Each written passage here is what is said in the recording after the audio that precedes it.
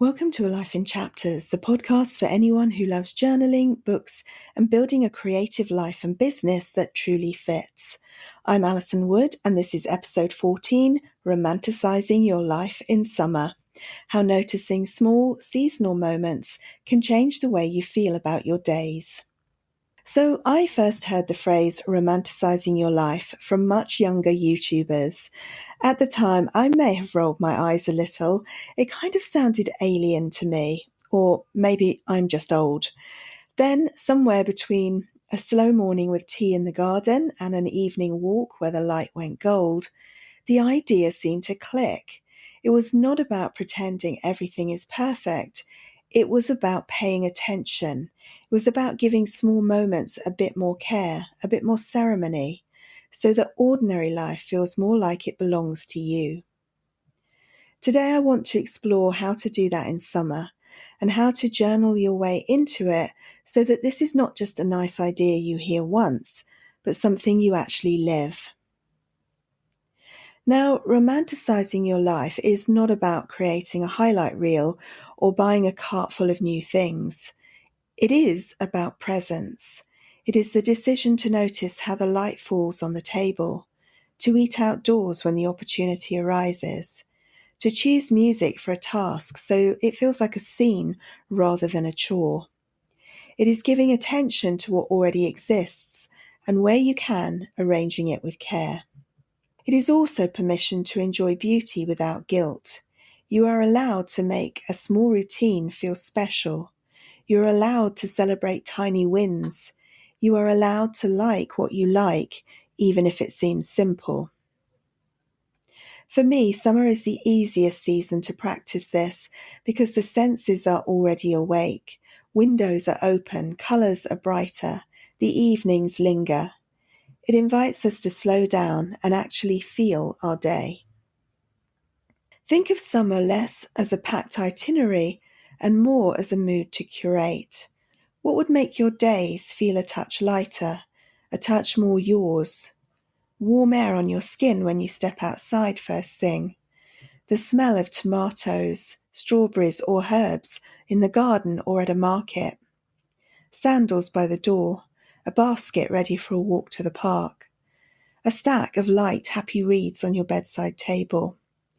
Music that sounds like blue sky and open windows. Now, none of that requires a plane ticket.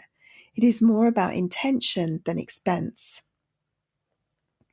You can turn a plain moment into a scene with 3 small choices: a setting, a soundtrack, and 1 sensory detail. So the setting, move your cup of tea to the step outside or the sunniest corner of the room.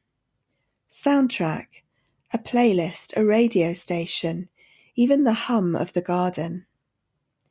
Sensory detail, a slice of lemon in water, a sprig of mint, a cold glass, a soft napkin. You have just created a tiny scene.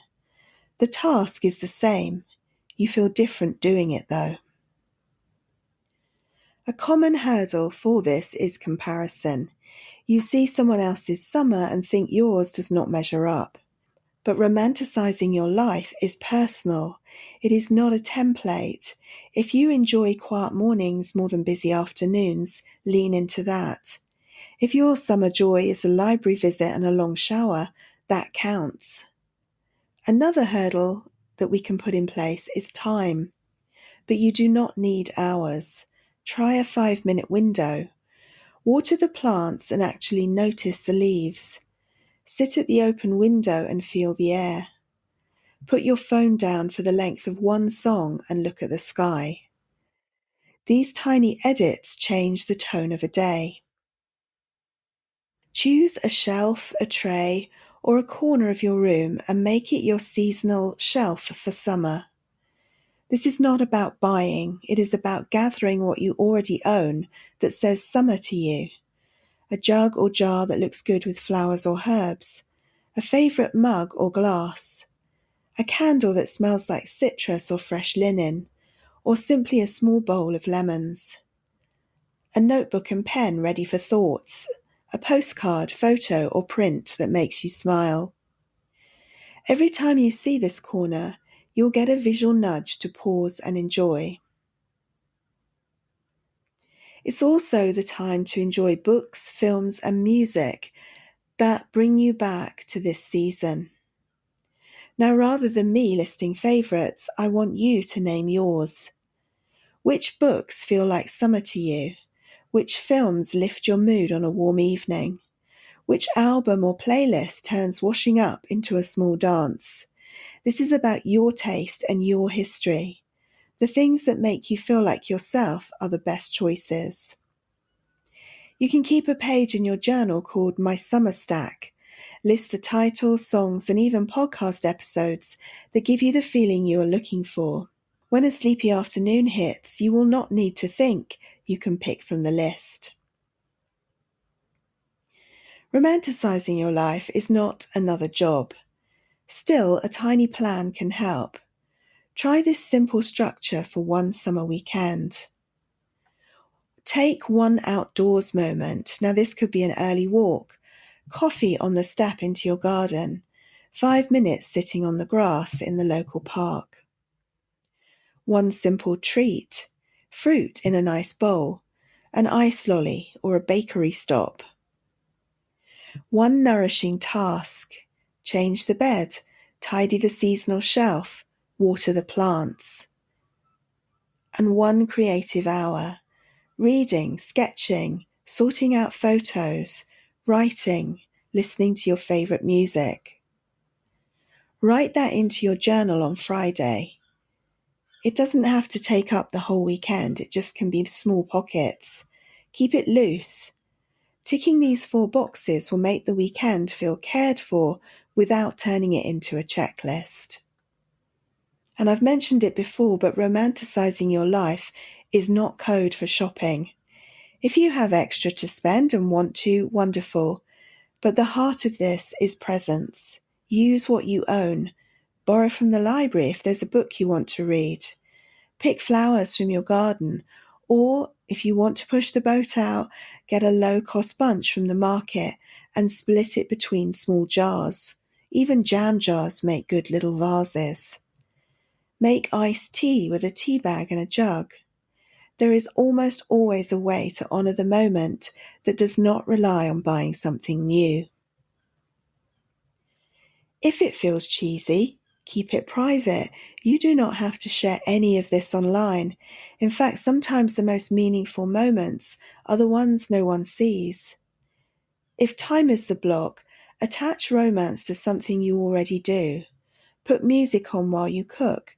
Open the window while you reply to emails. Wear the top you save for good on an ordinary Tuesday. If energy is low, choose the path of least resistance. A glass of cold water in your nicest glass, a 5-minute stretch, a page of a favourite book. Small wins still count. So how can we journal our way into romanticising our summers? Take your journal and give yourself 10 to 15 minutes. Now you can always return to this later and just listen through the prompts now. When you're doing this, remember, no editing, just honest notes. And also just a note for whenever I talk about journaling, remember this is reflection, not therapy or a substitute for professional support. If you need more help in any area, please reach out to a qualified professional. Now, part 1 of journaling is notice what is already good. What 5 small things do I genuinely enjoy about summer right now? Which times of day feel easiest for me in summer and why? What do I want more of and what do I want less of? And remember, all these prompts are going to be in the show notes, linked. Part 2, name your summer mood. 3 words for the summer I want to live. For example, light, unhurried, playful, connected. 1 image that captures it. A table by an open window, a path through long grass, a clean notebook on a sunny ledge. You could take these photos yourself. You could sketch them out. You could cut them out of a magazine and stick them into your journal. Part 3, build tiny rituals. Morning, one thing I could do in 5 minutes that sets the tone. Afternoon, one thing that refreshes me when energy dips. An evening, one thing that helps me wind down and notice the day I just lived. And then part 4, your own books, films, music. Which stories feel like summer to me and why? They can be novels, memoirs, films, series, albums, or playlists. What did I love as a teenager in summer? Is there a small way to invite that feeling back? One memory I have is working in an ice cream kiosk in Exmouth, Devon. That year, the Radio 1 Roadshow came to town, and for a 17-year-old obsessed with music, it was pretty exciting to hear my favourite bands blasting out across the town. I can reenact that a little right now by listening to a favourite playlist on Spotify, and maybe having a bowl of ice cream. Write one scene you will create this week using the simple recipe: setting, soundtrack, sensory detail. Setting, where will I sit or stand? Soundtrack, what will I listen to? Or will I enjoy the natural sounds around me? Sensory detail, what will I taste, hold, or wear to make it feel like a treat? And if you want to take it further, you could try this 7-day challenge. For the next 7 days, complete one 5-minute romantic moment and one sentence in your journal. That is all. By the end of the week, you will have 7 small scenes and 7 sentences that proved you lived your summer on purpose. Summer romanticizing feeds creative work because it strengthens attention. You notice color, rhythm, pattern, and mood. You start to keep small notes that later become paragraphs, sketches, photos, ideas. You remember that most creative work is made in ordinary rooms, at ordinary times, by people who choose to show up. You do not need the perfect studio. You need the next 10 minutes. Create a short list you can return to when you feel flat. A place, maybe it's a bench in the park, the step by the back door, a favourite chair by a window. A drink, something cold in your favourite glass, or a pot of tea with lemon. A page, it could be a single poem, a paragraph from a book you love, a quote you keep. A song, the one that always shifts your mood. A move, a stretch, a short walk, a tidy of one shelf. Keep the list on your phone or taped inside your journal. Use it often. When I first heard Romanticize Your Life from younger voices online, I thought, not for me. Then I realized it was simply a fresh way to say, pay attention, be kind to your senses, and let ordinary things be lovely. Summer makes this easier. Open the window, put fruit in a bowl, light a candle after dark even if it is warm, simply because you like the glow. Read a page outside. Wear the dress you saved for best to buy milk. Write one sentence about how it felt. That is all this is, not a performance, a practice.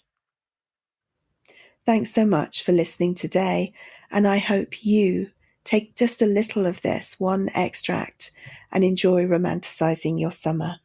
If this episode helped you see your days a little differently, please follow or subscribe to A Life in Chapters and leave a review on your favourite podcast platform. It helps more than you might think. And if you try the 7-day challenge, I would love to hear how it goes. You can always head over and join me on Patreon.